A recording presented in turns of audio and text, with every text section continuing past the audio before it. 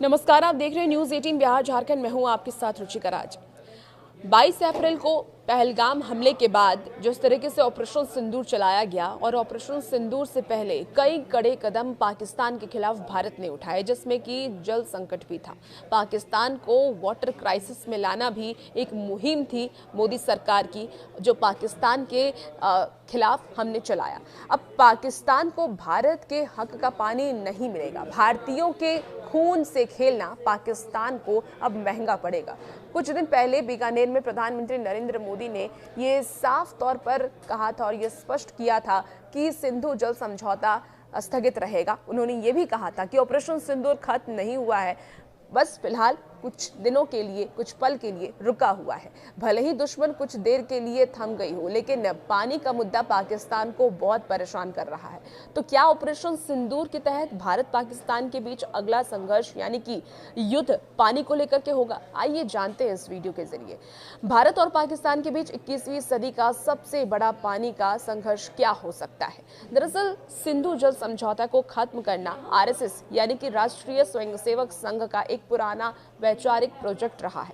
RSS का ये मानना है कि 1960 में तत्कालीन प्रधानमंत्री जवाहरलाल नेहरू और पाकिस्तान के पूर्व राष्ट्रपति अयूब खान के बीच हुए इस समझौते से भारत के साथ अन्याय हुआ और इस संधि को रद्द करना कारगिल के बाद अटल बिहारी वाजपेयी और उरी और पुलवामा आतंकी हमलों के बाद नरेंद्र मोदी के जहन में भी था। पहलगाम के बाद भारत ने आखिरकार ये कदम उठा ही लिया है। भारत की ओर से सिंधु जल संधि को रोकने पर पाकिस्तान की सरकार और सेना पर किसानों का भारी दबाव भी है और इसके चलते ही पाकिस्तान से ये धमकी आ रही है, अगर आपने हमारा पानी रोका तो हम आपकी सांस रोक देंगे।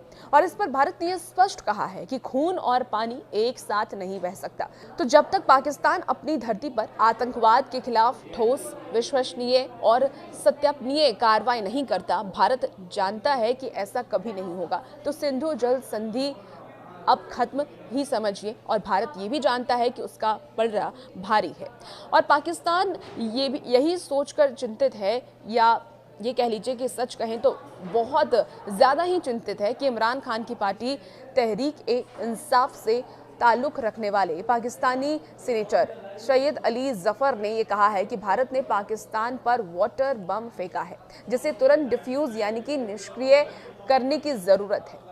सैयद अली जफर ने पाकिस्तान असेंबली में ये कहा कि अगर हमने तुरंत इस पानी के संकट का समाधान नहीं किया तो हम भूखे मर जाएंगे। सिंधु बेसिन हमारी लाइफलाइन है, हमारा 3/4 पानी यहीं से आता है। हमारे 10 में से 9 लोग अपना जीवन यापन करने के लिए सिंधु नदी पर ही बेसिस है, वो उसी पर निर्धारित है। हमारे 90% फैसले सिंधु नदी बेसिन पर निर्भर है।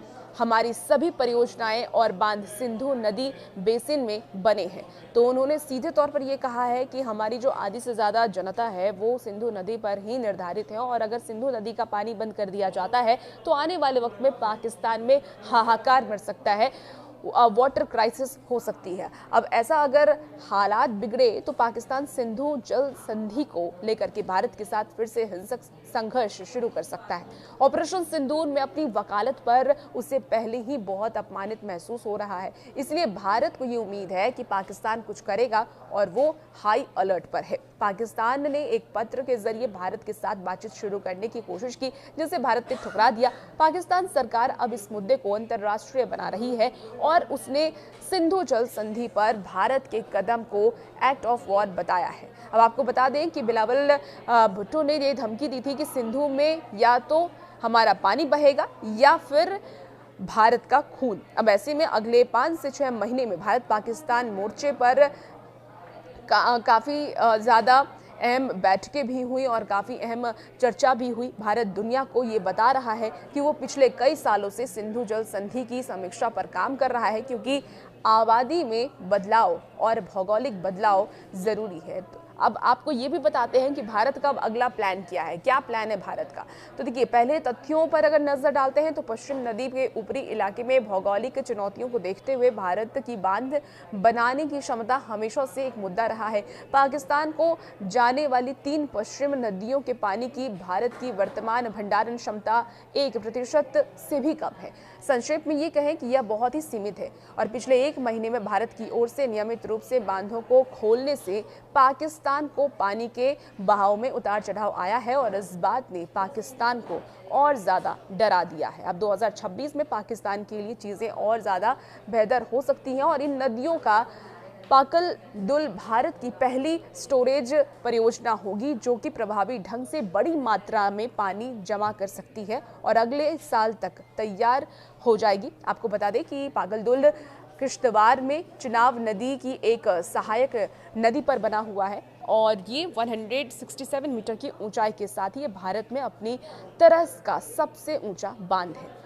तो आने वाले वक्त में पाकिस्तान को और मुश्किलें अब पाकिस्तान की बढ़ सकती हैं और भारत में जहां भी वाटर क्राइसिस है, जहां पानी की कमी है, वो कमी खत्म हो सकती है। और भी ऐसी वीडियोस के लिए आप बने रहिए न्यूज़ 18 बिहार झारखंड के साथ।